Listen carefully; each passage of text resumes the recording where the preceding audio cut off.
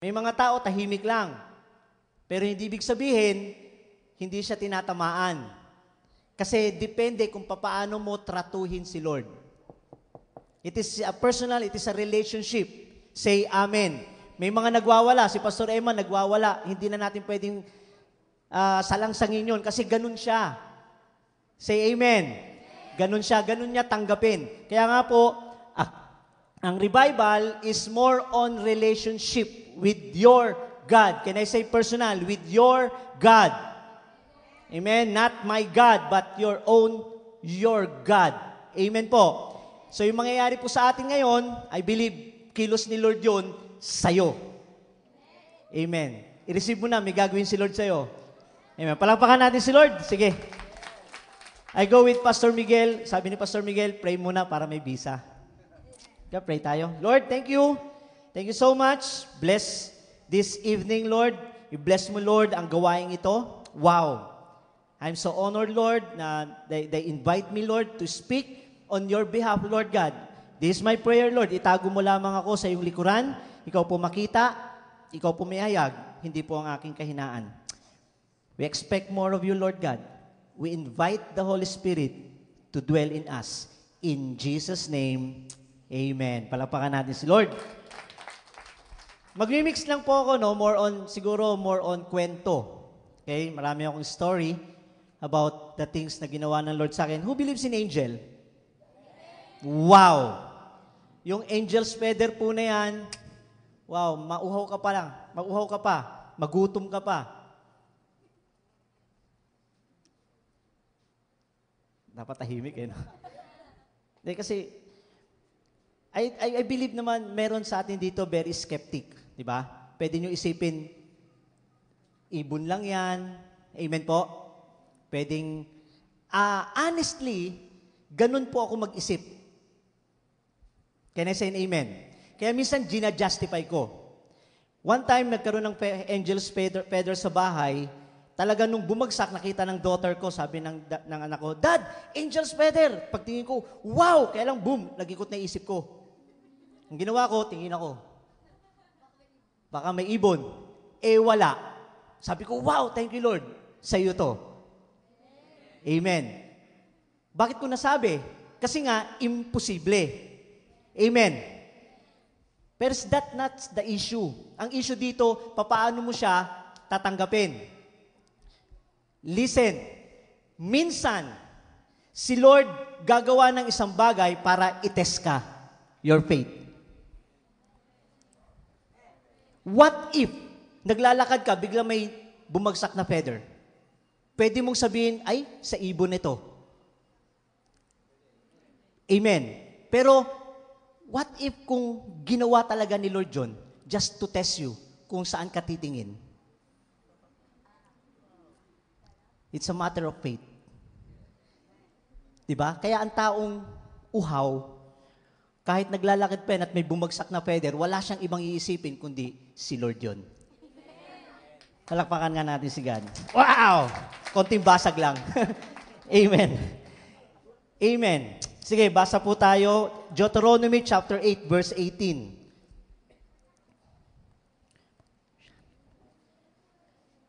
Supernatural. Pastor, allowed me konting turo, then story, testimony. Sabi rito sa Deuteronomy chapter 8, verse 18, But you shall remember the Lord your God, for it is He who gives you the power to get wealth. Pwede ba niya salungguhitan yung salitang power? Amen. That He may establish His covenant, which is He swore to your father, as it is this day. Pansinin niyo po, ano po? Parang sinabi rito ng Deuteronomy, but you shall, can I quote and close and open parenthesis, earnestly. Pag sinabing earnestly, mas paghigitan pa, mas pagsumikapan pa, not pagsumikapan, kundi mas gustuhin pa. Gumagutom ka. Remember the Lord your God, for it is He who gives you power to get wealth. that He may establish His covenant which is sure to your father. Ang ganda ng kanta natin kanina eh. Di ba? Yung Tagalog, kaya nga napabi ko, wow. Yung sabi ng kanta natin, rumaragasang pagpapala. Pag-isipan nyo lang po mabuti, tingin kayo sa akin. Pag sinabing rumaragasa, mag-isip nga kayong paano yung rumaragasa. Umaapaw. Hindi, okay umaapaw.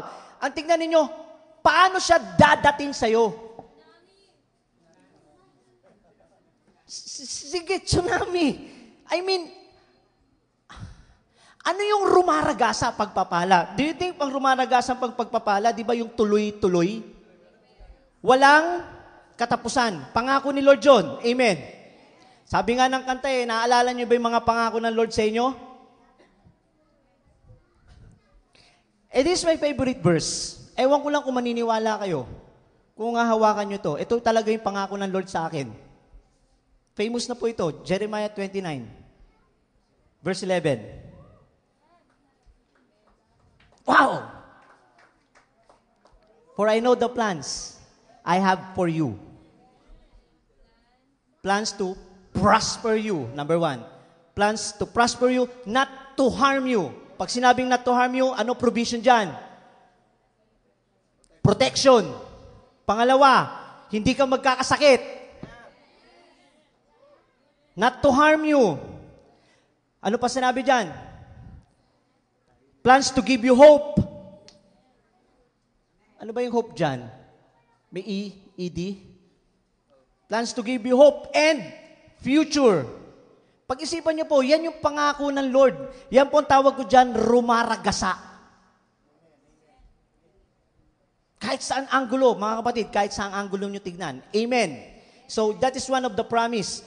Alam niyo po, pagdating sa protection po ng God po sa akin, ay grabe po. I experience po angel in a human form. Parang nakapakinig ako rito ah. Alam ko dito yun eh. Kasi pastor, nakaupo ka dito nun eh. Tapos may nag-testimony. Nasaan siya? Nasaan siya? Sa si Kuya Rio. Si Kuya Rio ba yun? Yung wala siyang pamasahe? Dito yun, nakita ko yan eh. Yung sa grocery siya, nasaan siya yun? O, di ba? Alam nyo, okay lang, testimony, pastor. Alam mo lang ha,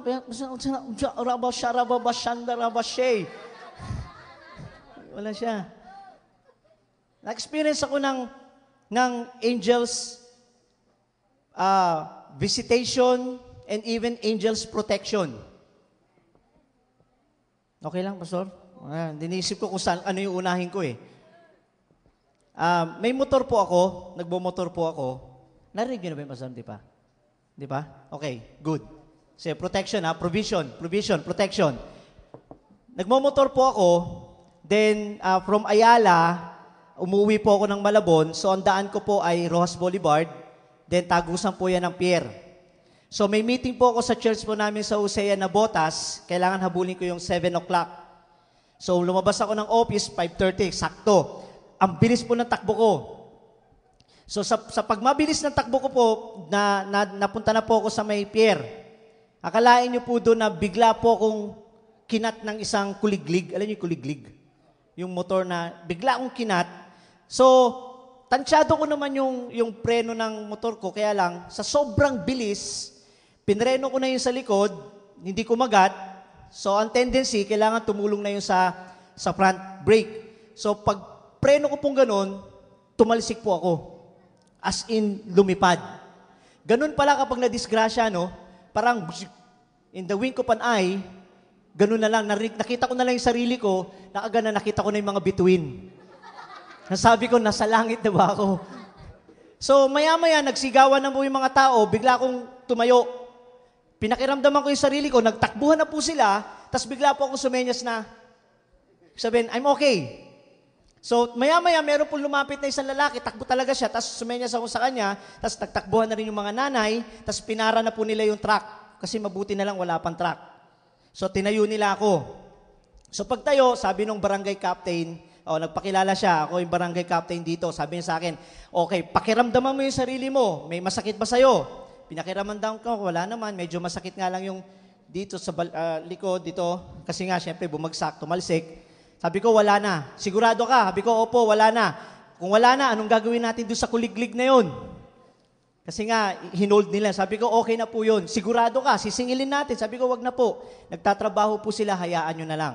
Sigurado ka? Sabi niya, opo. Ito sabi ng barangay captain sa akin, wala kang nararamdaman? Wala masakit sa'yo? Wala po. Okay, ganito gawin mo. Bukas na bukas, magsimba ka. Sabi ko, bakit po? Kasi ikaw lang ang itinayo namin dyan na buhay.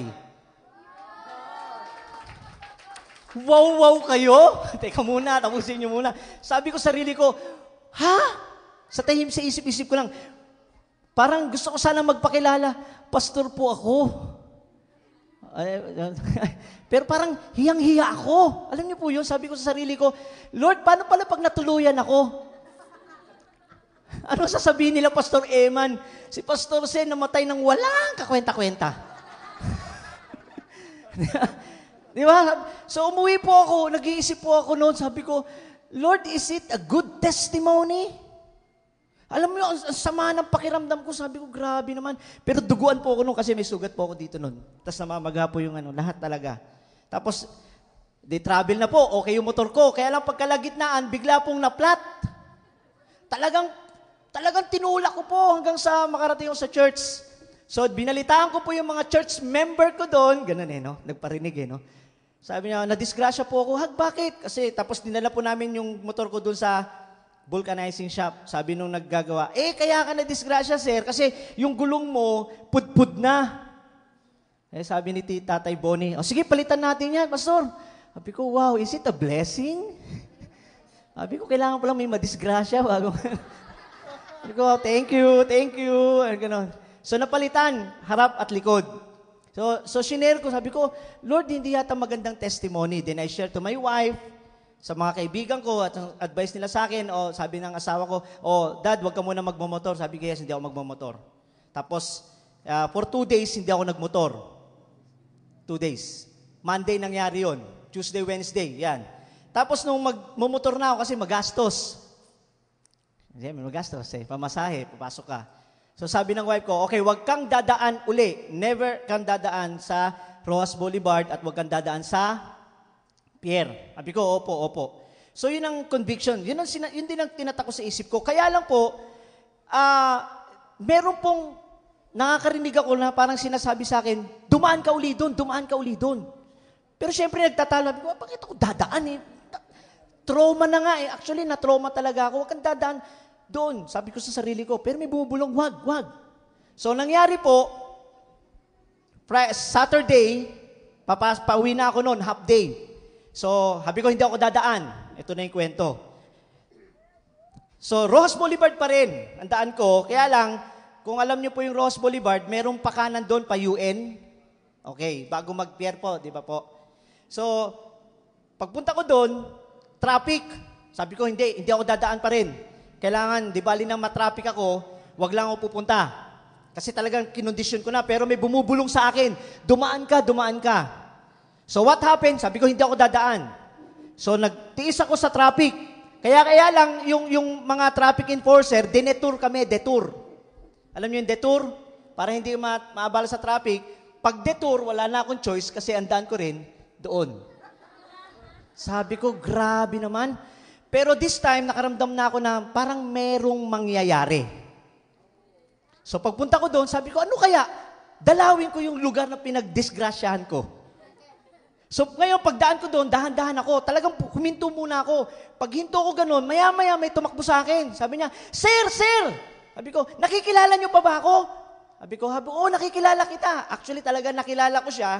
Kasi nga, yung short niya nung nadisgrasya ako, kulay green, nakita ko yung pa rin. Nakilala ko siya. Tapos nakilala niya ako kasi syempre yung motor ko, pareho lang naman, yung jacket, yung helmet. So nakilala ko siya, sabi niya, Sir, alam niyo po ba na nung nadisgrasya kayo, listen carefully. Sabi niya sa akin, ang bilis ng takbo niyo, sir. Kitang-kita ko. Akalain niyo ba, sir, nung kinat kayo ng kuliglig, yung angkas niyo, hinatak kayo. Kaya pala hindi ako tumilapon. Wow! Ang sabi ko, wala akong angkas. Sabi niya, alam ko, nakita ko nga eh. Kasi nung pagpunta ko, akala ko, patay kayo. Kasi daw nakita na nyo, nung tumalapon daw ako, nung pagpreno ko, suppose, di ba, pastor, pag pumreno ka, pag ganun ka eh, hinatak daw ako ng angkas ko. Tapos nabagsakan ko daw siya. Kaya pala siya tumakbo, hindi para tulungan ako, kundi para pagnakawan. Kasi po wala po talagang nabubuhay doon. Kaya sabi niya, sir, nung nakita ko kayong tumalsik, hinata kayo ng angkas nyo. Kaya pagtakbo ko, akala ko kayong dalawa, pero nakita ko, ikaw na lang.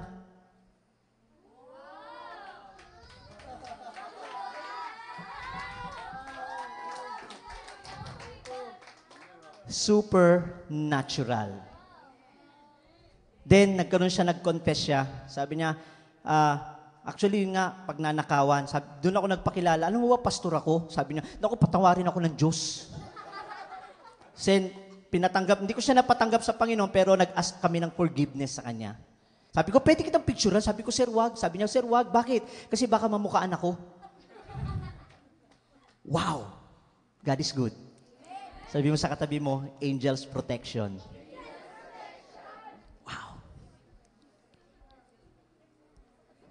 Meron pa eh. Anyway.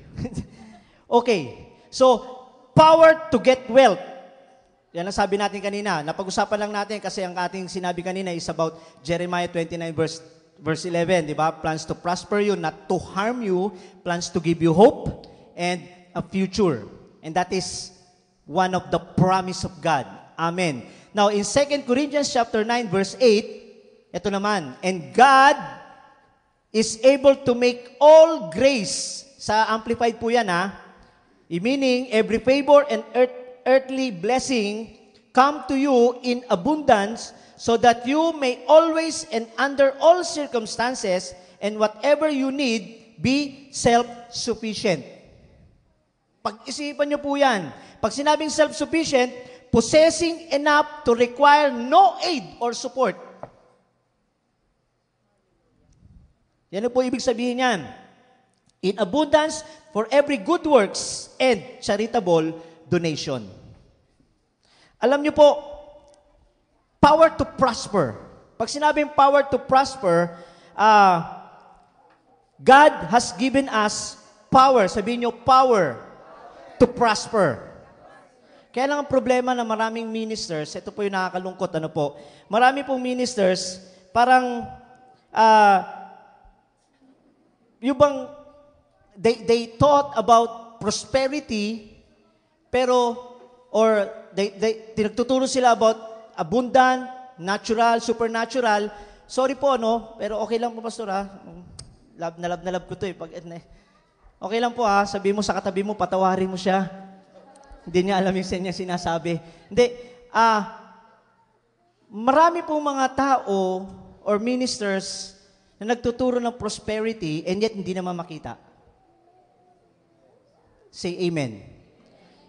Or, nakikita sa kanila yung appearance na they are prosperous and yet, lahat naman ng mga bagay na na-acquire nila, binibili naman nila. Or, can I say this word? Inuutang nila. Pag sinabing supernatural, wala kang gagawin.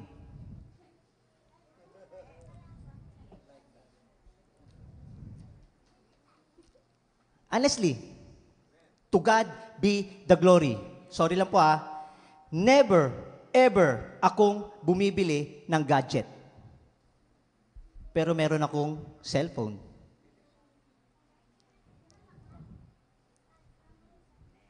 Kasi nga po, if ever that God will give me money, I know how to prioritize. Bakit ko bibili ng isang bagay para, sorry lang po basag lang ako, Pastor Roy, minsan parang, uy, bless naman ni brother, ni sister. Tapos, saan galing yan? Galing kay Lord. Walang masama yon, pero yung totoo, binili ko. Kung galing kay Lord yan, supernatural, mga kapatid, si Lord magbibigay. Can I say amen? Mamaya babalansi po ako. Kayo mag-alala. Babalansi po ako. Okay? Example.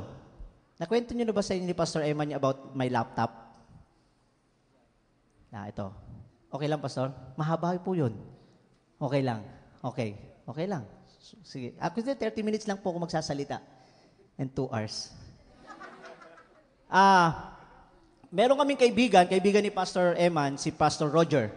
Si Pastor Roger, sabi niya sa akin, Pastor, during 2005 po yun sabi niya, kasi dati uso po yung laptop, alam niyo yun? Pag may laptop ka, wow! Laptop. Kanino galing yan? Kay Lord. Okay lang yun. Sabi ni Pastor Roger sa akin, Pastor, magkakaroon ka ng laptop. Kinlaim ko. Talaga, Pastor? Pangako ni Lord dyan. Say amen. Sabi ko, amen. Eh di, talagang hintay ako. Ayoko naman bumili. Dahil una, walang pambili. Sabi ko, laptop. 2006, 2007, walang dumating na laptop. Nagreklamo ako kay Lord. Ano kaya? Tanungin ko nga kayo. Like yung ganda yung testimony ni Pastor kanina So, what is your identity? Ang identity po natin, we are God's beloved. We are God's children. Ang ating identity, anak tayo ni Lord. Amen. Anak ka ni Lord. Sabi mo, anak ka ni Lord. Okay. Yan ang identity ko. That's why when I approach my God, simple lang, ang trato ko sa tatay ko, Tay, nasaan yung pangako mo? Amen? Nag-prophesy po yung man of God ninyo. Sabi niya, bibigyan niyo ako ng laptop. Nasaan na? Alam niyo, sabi ni Lord sa akin, anak, may kinausap na ako. Kaya lang, ayaw makinig. Ingat. Diyan ako, babalansi po ako Sesegue lang ako mga kapatid Ingat lang po. Alam ko, kinakausap kayo ni Lord. Amen. Bahagi po ito ng supernatural. Okay? Pag kinausap ka ni Lord, minsan sabihin natin, Lord, wala nga ako Say amen. Tama po? Lord, wala nga ako Tandaan niyo po to. Hindi kayo kakausapin ni Lord nang wala kayo. Lord, piso lang ito O at least meron. Can I say an amen? Si Lord di tumitingin sa maliit sa malaki. Ang tinitignan niya, yung meron ka, ibibigay mo. Yan. At least, bahagi ng supernatural. Sabi ni Lord, may kinausap ako, hindi nakinig Alam mo, sabi ko kay Lord, problema nyo yan. Hindi ko problema yan, basta i-claim ko yung sinabi ninyo. Amen. Eto na. Galing ako ng work din. Di masalang, sa may UST. Nakamotor po ako. Sa pagmumotor ko po, bago lang yung motor ko, para alam niyo, nakaramdam ako ng parang kakaiba. Alam niyo yung pakiramdam na parang takot ka, na na-excite ka. Alam niyo po yun? Kaya lang, syempre, sa natural, pag kinakabahan ka, very negative. Amen? Pero bakit? So, ang ginawa ko ngayon, tinitignan ko yung gulong ko, lahat-lahat, okay naman. Diretso na naman ako, papunta na ako ng Dimasalang, ang lakas ng kaba ko. So, ang nakita ko ng sea oil. Alam niyo sea oil? Gas station. So, sabi ko, pupunta ako, babombahan ko yung likod ng gulong. So, pag hinto ko doon, pagbaba ko, tinignan ko, ang problema, sira yung bombahan ng gulong nila. So, ganun pa rin, tingin ako, maya-maya, meron pong dumating na kotse. Tandang-tanda ko pa, Mitsubishi, na kulay puti, pick up, ang kanyang plate number, UBC 810. Lahat ng bagay na ginawa ni Lord, hindi mo makakalimutan yan. Amen? So, may pumarada. Pag paradang ganun, binaba yung windshield, sabi ba naman sa akin yung nasa navigator, sira daw yung motor ko. Sa isip-isip ko, siyempre, sabi, alam nga naman patulan ko. Alam kong bago, sabi ko, hindi, bago yun Isip ko, inisulto mo ba ako?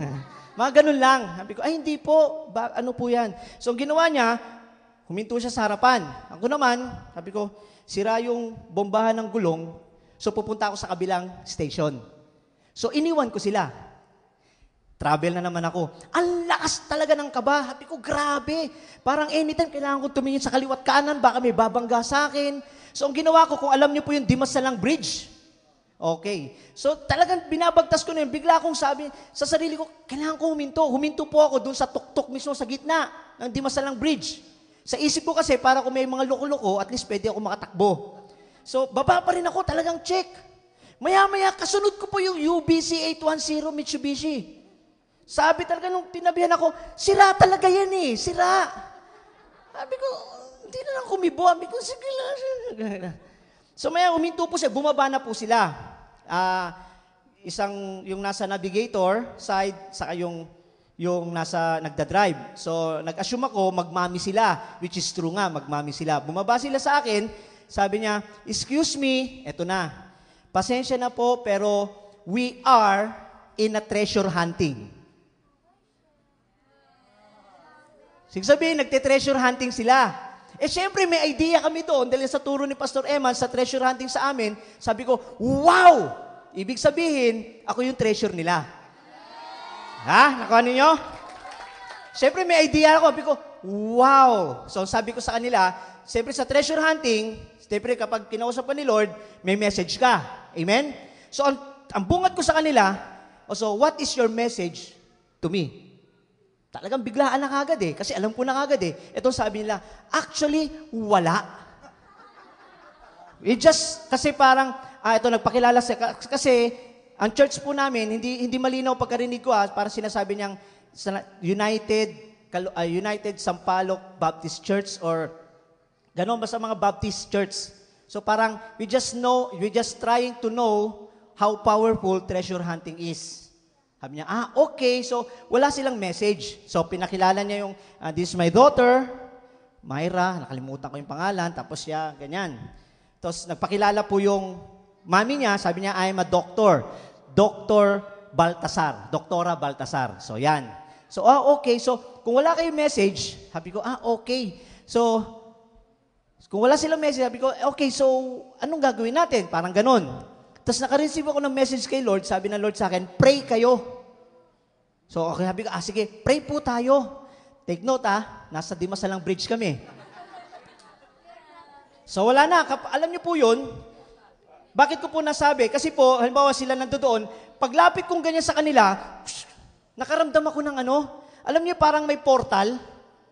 Naikwento ni Pastor Emma sa inyo, madalas yun napupunta sa portal eh. Di ba, Pastor? Alam niyo yung portal na para may bilog dyan, pagpunta nyo ganun, parang, nandun yung presence ni Lord. So paglapit ko, nandito. Sabi ko, pray tayo. Sige, pray tayo. Baptist sila. So sabi ko sa kanila, can I pray in tongues? Siyempre, alam naman natin, siyempre, respeto natin yung somebody's belief. So sabi niya, sure. So paghawak ko po sa kanilang kamay, pray po ako ng speaking in tongues. Sharalalala. Talagang sila naman. Alam niyo yung gano'n? Talagang sharalalala. Talagang wala. Alam niyo yung pag nasa presence kayo ni Lord, wala kayong pakialam. Amen? Mga tao, tingin na sila. Sabi ko, wala akong pakialam. Ini-enjoy ko si Lord. Gano'n. Lahat na. Then maya-maya, bigla nag-flow po yung words of wisdom.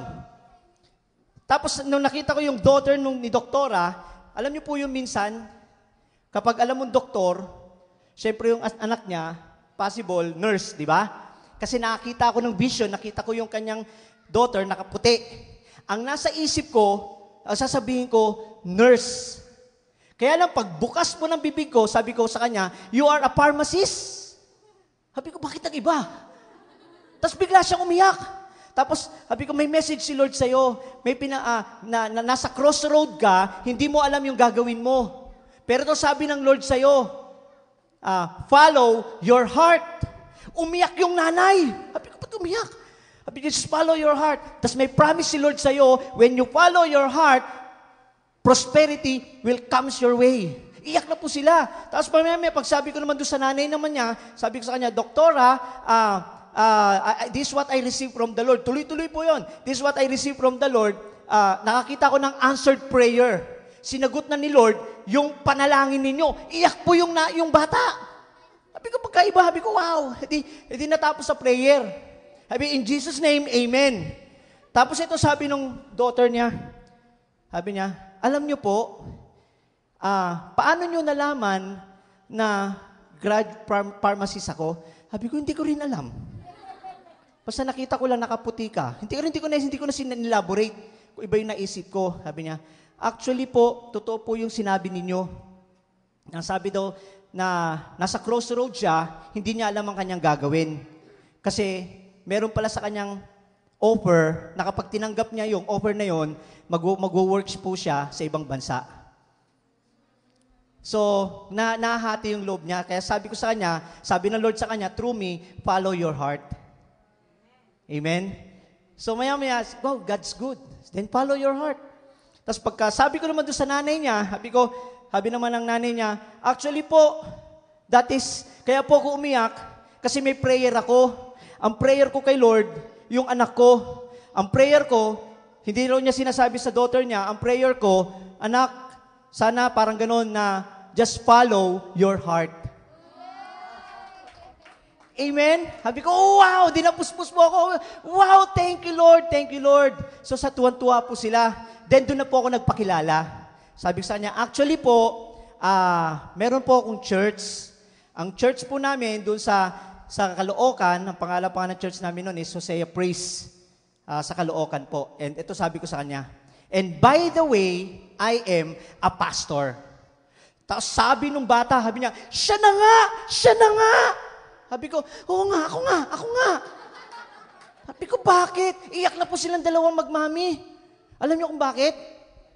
Yung pala, meron po silang treasure map. Meron po silang nakalagay doon. May mamimit po sila, isang lalaki na nakamotor at ang kulay ng motor, pula. Yung motor ko, pula. Doon sa treasure map nila, mamimit daw nila ako doon sa gasoline station. Na-meet nila ako doon sa gasoline station. Tapos yung motor ko daw, sira. Doon sila nagkamali.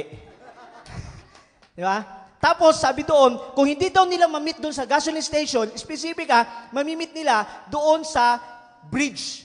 Kahit saang bridge, doon sa tuktok, ako din po yun.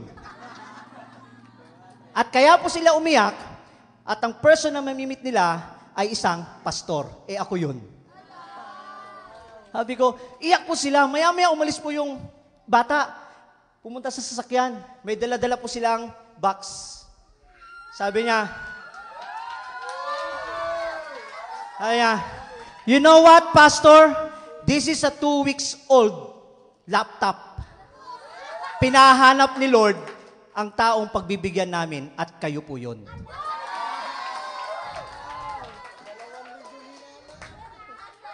Say amen. Ito yung gusto kong sabihin, mga kapatid. Kung kayo kinausap ni Lord at hindi nyo sinunod si Lord, walang pakialam si Lord, tatapusin niya yung pangako niya sa inyo. Say amen. Yan yung sinasabi ko, supernatural. Kaya hindi po ako bumibili. Hindi ho natapos dyan. May part 2 yan. So after 6 months, tinawagan po ako nung anak niya. Sabi niya sa akin, nasa Baguio tayo na, Pastor, no? Tinawagan, sabi niya, Pastor, do you remember me? Sabi ko, yes, I remember you. Pero isip ko, sino to? Alam niyo kasi hindi po pwedeng, who you? Hindi mo pwede, who you? Sabi niya, ako si ganito. Ay, oo nga pala, kumusta na po? Sabi niya, eto po, Pastor, natupad na po yung prophecy po ninyo. Sabi ko, wow, talaga. Actually po, uuwi na po kami. Aalis na po kami, buong pamilya. Sila mama, si papa po, nasa California na. Kami na lang po magkapatid ang naiwan dito. At sabi ni mami, wag daw po kami umalis dito na hindi kayo binibless. Sabi ko, wow! So sabi ko, isip. Sabi ko, talaga? Alam niyo po noon, nung uso yung laptop, nagbago na, nagkaroon ng bago. Hindi ba nauso yung tablet? O di alam niyo na yung kwento. Sabi niya, sige, Pastor, ano gusto ninyo? Wow, sabi ko, siyempre alam niyo yung pa-humble effect. Kayo na po bahala. Bahala na po kayo. Pero at the back of my mind, tablet. Alam niyo po yun? Alam niyo to si Lord, hindi niyo pwedeng itanggi kung ano yung nalaman ng puso ninyo. Amen? Ay, ito, grabe! Alam niyo, minsan, iba yung sinasabi natin sa nararamdaman ng puso mo. Naalala niyo yung Shunammite women? Doon sa Book of Kings? Nung kinausap ni Elisha? Anong gusto mong gawin ko sa'yo? Mayaman na po siya, di ba? Sabi niya, wala na po. I have my own. I have my properties and mayaman na po sila. Pero meron po siyang gusto. Wala po siyang anak.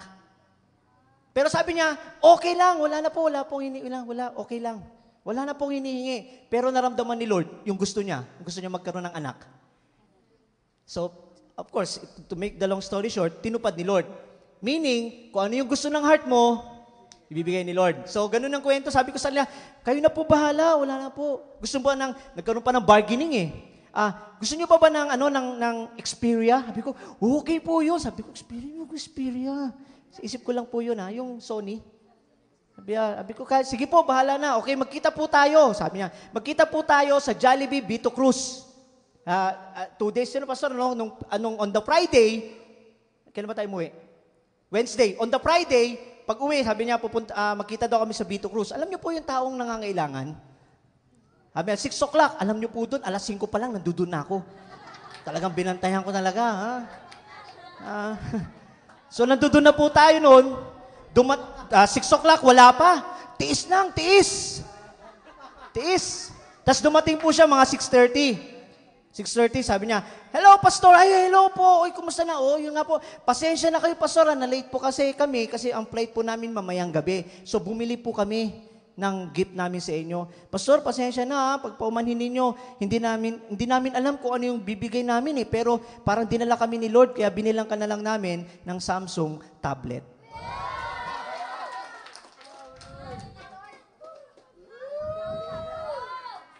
Say Amen. Remember the promise. God will give you the power. Amen? Hindi ka lang pagpapalain ng Lord na hindi lang basta rumaragasa. Sabi dito, kahit ikaw po, makakatulong ka sa kanila. Kaya I love this. Gusto ko yung kanta kanina. Sabi ko, grabe yung kanta na yun. Di ba po? Mostly, may mga tao kasi, mga Christian or pastor na yung appearance of prosperity. And yet, sorry po ako wala po akong bahay. Nangangupahan po kami. Okay lang po yun. Wala namang masama eh. Huwag kayo magalit sa akin Love you. Kasi I'm talking about supernatural, mga kapatid. I'm talking about supernatural. Wala na pong imposible kay God. Amen? So, pero po, to God be the glory. Just to God be the glory. Never, ever akong nangungutang. Bakit ko po nasabi yun? Malakas ang loob ko eh. Even si Pastor Roger, paborito ni Pastor Eman yun nag-prophesy din sa akin. Sabi niya, Pastor, yung wallet mo, hindi mawawalan yan. Totoo. Hindi nawawalan. Hindi ko alam kung saan nanggagaling.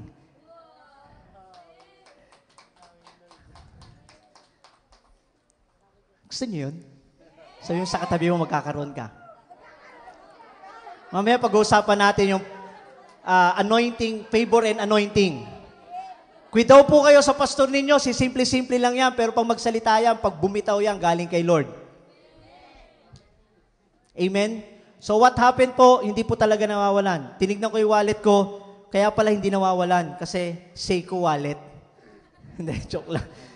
Masyado kayo seryoso, ano ba yan? Nakakatakot, pastor, hindi ko alam kung babatuhin nila ako.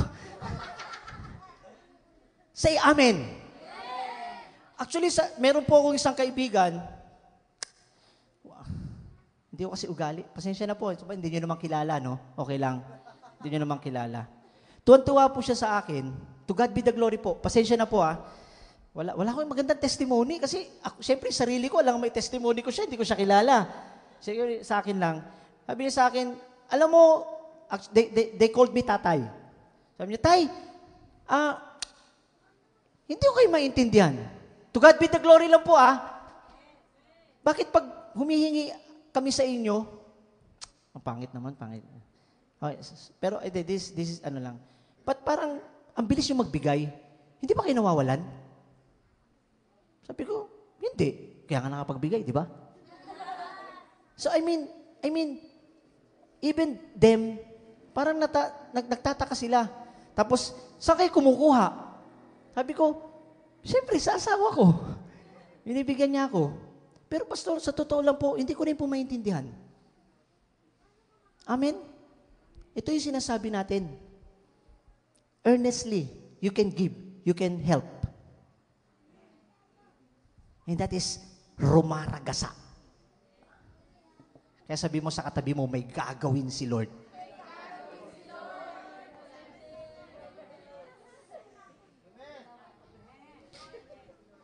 Pastor, pwede ako sumingit. Nakakita ako rito ng jar. Yung jar na yon, 3 may hawak, 3 sa inyo may hawak, ewan ko sino yon. Yung jar na yan, binubuhos ninyo, hindi nauubos. And this is what I received from the Lord. The Lord will gonna use you to bless your church. Wow. So then I saw your heart. Yung heart ninyo, sinasabi ninyo, Lord, yan ang nasa heart ko, pero parang imposible. Walang imposible kay Lord. Gagawin niya sa inyo. Claim niya yan, in Jesus' name. Sabi mo sa katabi mo, ikaw yun. Bawiin mo, hindi, akin yun. Wow, haha.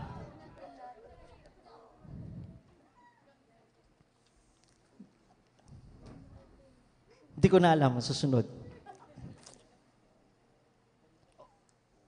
I will just jump. How does grace apply to provision and supply? Of course, syempre, yung grace ni Lord po, nasa atin pa rin.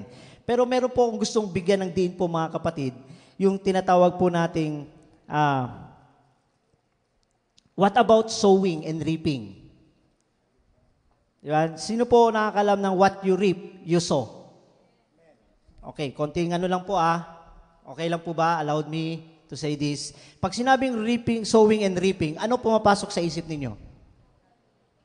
Pagtatanim, of course. Hindi, pag sinabing pagtatanim, ano yung nakikita ninyo? Pag nagtanim kayo, aani kayo. Amen. Okay, paano nyo siya titignan? Is it a negative or positive? Positive. Pero minsan, konting ano lang po pero minsan ginagamit natin to in a negative way. Tama. Ito yung sinasabi ko. Halimbawa, may ginawa akong mali sa kanya. Ano mangyayari? Babalik din daw sa akin. Tama po ba? Tapos i-quote nyo ang Bible, quote and quote, what you reap, you sow. Tama po ba? Amen. Konting basag lang. Hindi po yun ang konteksto nun.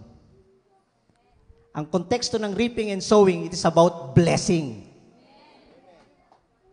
Say amen. Pastor, ano yung titinanim mo, inaani mo rin, tapos gagamitin mo the word karma? Sa Bible po, walang negative. Lahat positive. Tao lang gumagawa nun. Kapag sinabi mo lahat ng ginawa mo, babalik din sa'yo, meaning, kapatid, you are putting a curse on that person. Kaya ingat din po tayo sa words na binibitawan natin. Tapos i-quote mo ang Bible, sabi ni Lord, what you reap, you sow. Remember, ang reaping and sowing, it pertains only for blessing. Kaya wag mo sasabihin, yan ang ginawa mo, yan, aanihin mo rin yan. Mali po yun.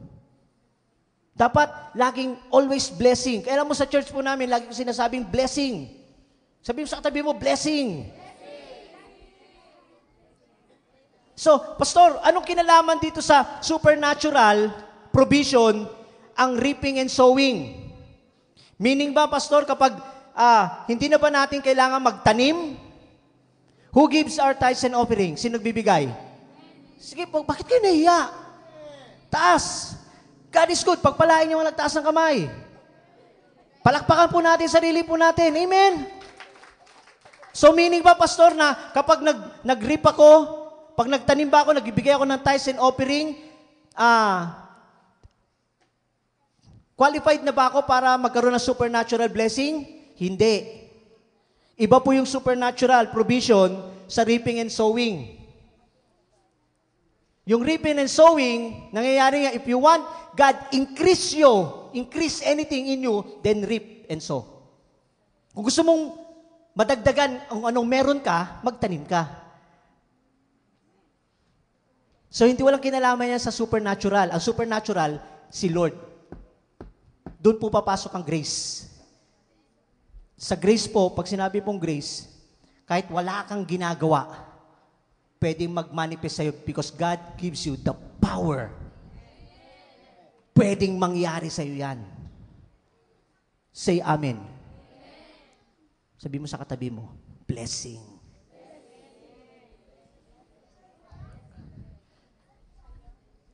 So what about the faith? Paano naman yung faith? Sabihin ba walang faith? Kasi sa grace po, wala kang gagawin. Eh bakit ka pa nagtatrabaho? Just to show, para ipakita lang sa'yo na ikaw, anak ko, through you, ipapakita ko sa'yo yung aking kapangyarihan. Say amen. Dito ay papasok. So, pasensya na, kinukap ko lang yung basic lang po muna tayo. Pero sabi nga ni Pastor, Pastor, natutuwa ako sa pastor ninyo eh. Sabi niya, pastor niyo, Pastor, matindi yung mga yan. Kung lumango yan sa presence ni Lord, grabe. Sabi ko, wow, inggit ako dun. So meaning, wow. So sabihin, hindi na imposible sa inyo po. Kaya lang, gusto ko lang doon sa basic muna tayo. Amen? So what about faith? What is faith? Faith is a substance of things hoped for, the evidence of things not seen. Tama po ba? So, ang faith po, mangyayari po yan, hindi dahil sa faith mo. Ang faith po ay ito, anything na lahat na nang ginawa na ni Jesus, nangyari yon nung sinabi niyang, it is finished. Naalala niyo yon? Nung sinabi niyang, it is finished, lahat, pwede nang tinapos na niya. Ano yung tapos na yon? Yung redemption. Ibig sabihin, lahat ng uri ng kahirapan, sabihin natin kahirapan, tapos na, wala na. So by faith, lahat ng ginawa ni Lord, lahat na nangyari doon, pwede nang mangyari sa'yo. Sabi mo sa katabi mo, mangyayari sa'yo. True faith. Diba? Supernatural provision. Ano ang mga pinagagawa ni Jesus during His time? Miracle, signs and wonders, kahit even pagpapala, prosperity. Amen? So, if you have faith na mangyayari sa iyo yung ginawa ni Lord, mangyayari talaga. Kasi hindi pwedeng gawin ang isang bagay na hindi pa nangyari. Say amen. So meaning, that is you. Ikaw na yon. Sabi mo sa katabi mo, ikaw na yon.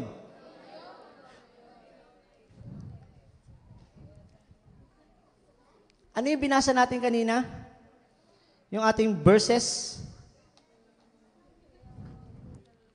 But you shall remember the Lord your God, for it is He who gives you the power to get wealth, that He may establish His covenant, which is sure to your father, as it is at this day. So all the promises, sabi mo, pangako, lahat ng pangako, mangyayari. Because God will give you the power through supernatural. Amen? Gusto nyo lang kwento ng money miracle? Share ko lang, Pastor, okay lang uli. Yung money miracle na nangyari po sa akin. Dati, do you know Pastor Bernard? Di ba, nagkwento po siya kwento niya yung doding, yung daga. Naalala niyo yun? Yung daga, yung aso, tapos yung ibon. Alam niyo po ba nagkaroon siya ng money miracle? Na ang nag-supply sa kanya ng pera, daga. Tapos yung ibon. Tapos yung aso. Sabi ko sa sarili ko, ay, imposible yan.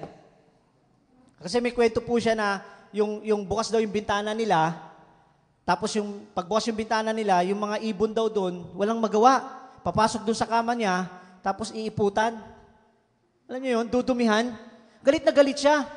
So one time, sa sobrang inis daw niya, nakita niya in his own very eye, in his own eye, nakita niya yung 2 ibon. Wow! May bit-bit na 1,000 nilapag doon sa kama. O, di ba? Tapos meron silang kapitbahay. May aso. Walang ginawa yung aso. Sa araw-araw, tuwing umaga, yung basura nila doon, kinakalat. Sabi niya, galit na galit siya sa kapitbahay. So sobrang galit niya, one time, pagdating daw niya po doon, nakakalat na po yung nakakalat na yung basura. Pero may naiwan na 1,000. Tapos may daga doon. Walang ginawa daw, kundi ngat-ngatin daw yung lahat ng pagkain nila doon. So sabi niya, aabangan ko itong daga na to, peste ito eh. Paglabas doon ng daga, imbes na papaluin niya, napatalon siya. Bakit? Kasi may kagat-kagat na 1,000. Oh, sino naniniwala doon?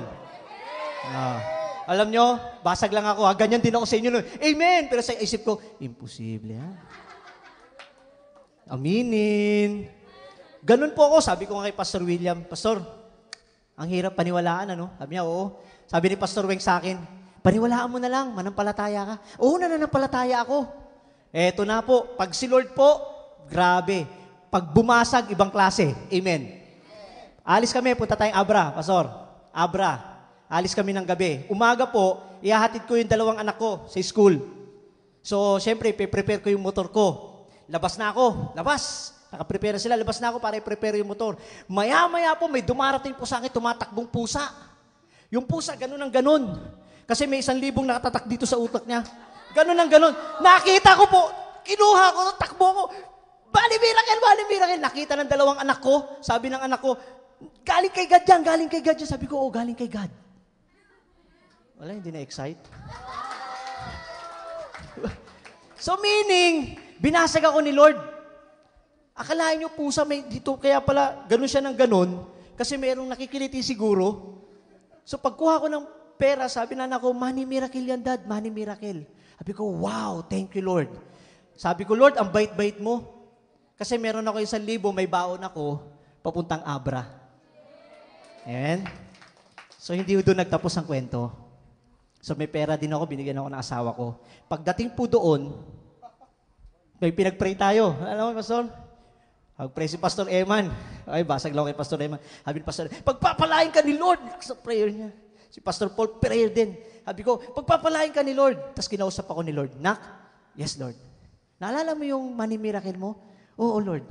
Hindi sa'yo yun.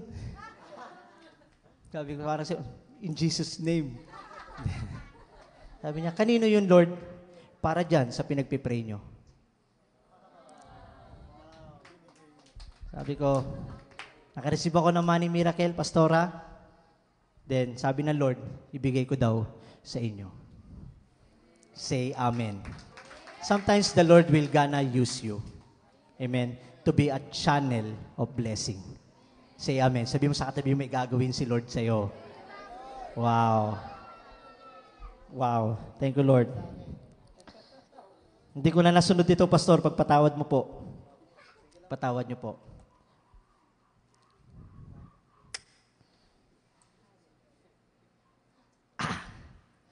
Kasi gusto ko lang kasing i-share para, alam niyo po yun, the power of testimony. Kasi mangyayari. Regarding do sa angels confrontation, nagkaroon po ako ng angels alam niyo ba, Pastor, to? Okay. One time, in-invite ako ni Pastor William. One time, mamimit niyo yun. Sabi niya, Pastor, I invite you to preach in my church sa Taytay. Sabi ko, sure, Pastor. Alam niyo, pag ang mga pastor po natin, pag nag-invite, hindi po namin pinahihindian po yan. Talagang minsan nga, nagpapakita ko kay Pastor Eman eh. Hindi lang ako napansin yan eh. Hindi, joke lang, joke. So sabi ko, sure. So, punta na po ako doon. Eto po, grabe. Huwag niyo mami-misunderstood ha. So, pagpunta ko po sakay ako ng bus para papunta ng MRT, then MRT, Shaw Boulevard. Pagsakay ko ng bus sa MCU, tinignan ko po yung aking cellphone. Dalawa po kasi yung cellphone ko eh, isang touchscreen. Uy, parang di natuwa. Touch yung screen. E di ginagawa ko, nagbubura lang ako.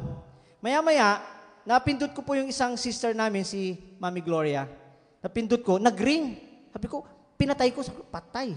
Sabi ko, sigurado, tatawag yun. Maya-maya, tumawag nga. Sabi niya, hello, Pastor Cesar. Sabi ko, hello, Mami Glo, how are you? Why are you calling? Sabi niya, no, nothing. I just put my cellphone, ganyan lang. Okay, call you later. Okay.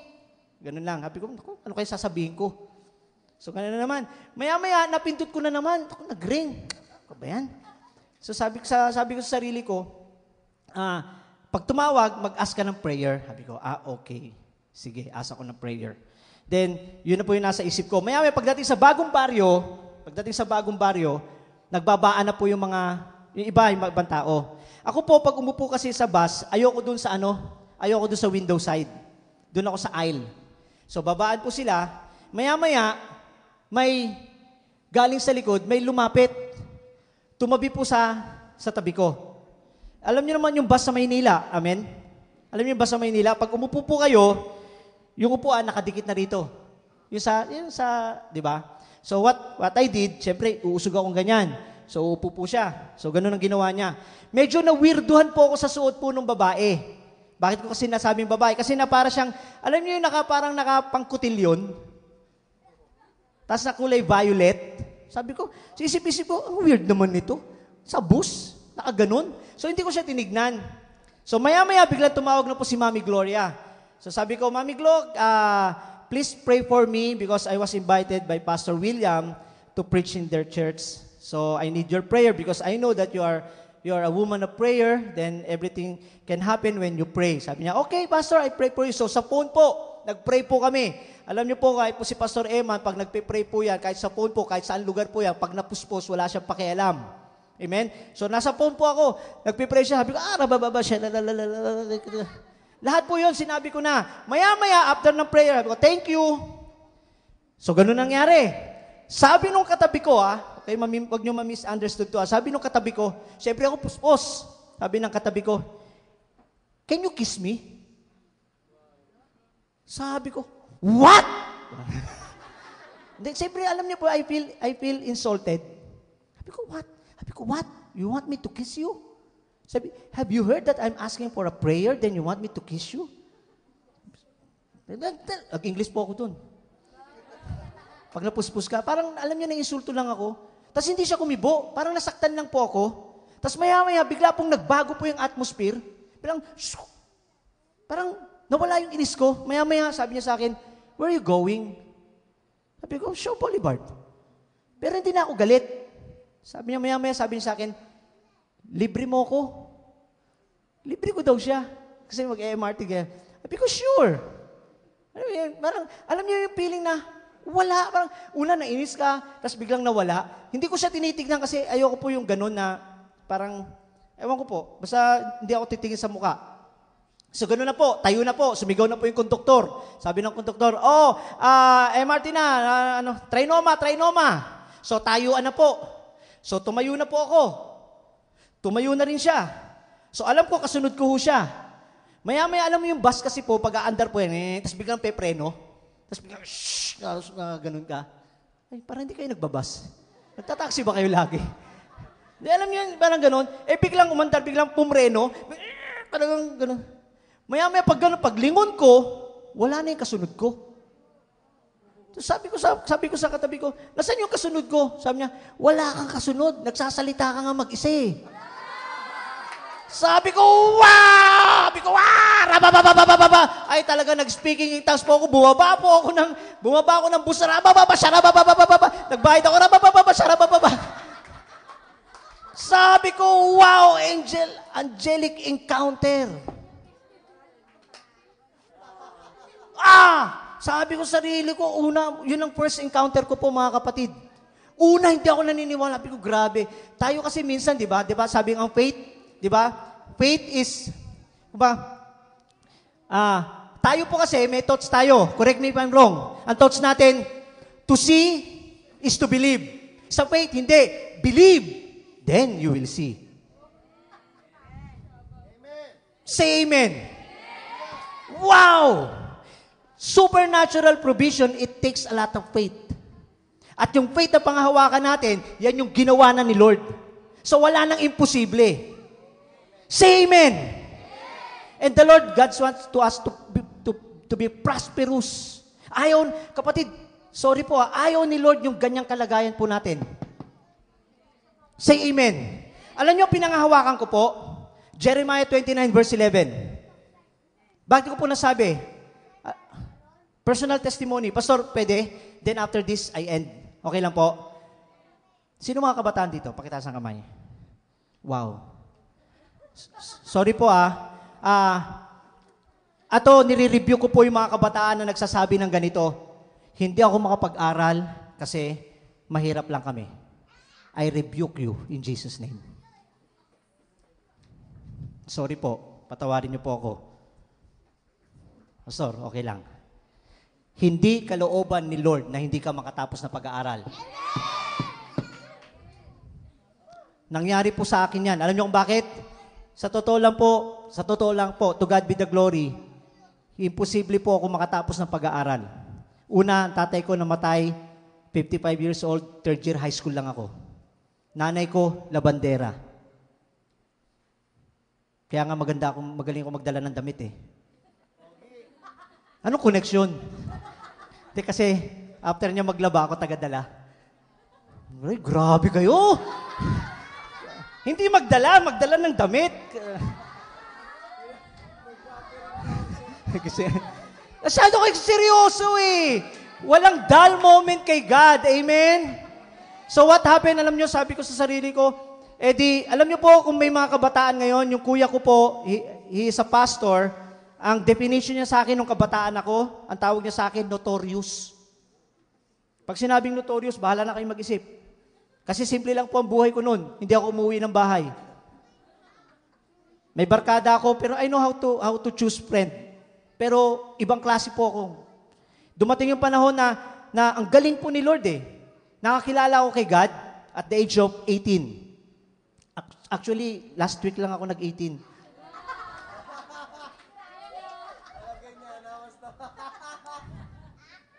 Supernatural. Joke lang ako Anong oras na ba? Okay, may 5 minutes pa ako.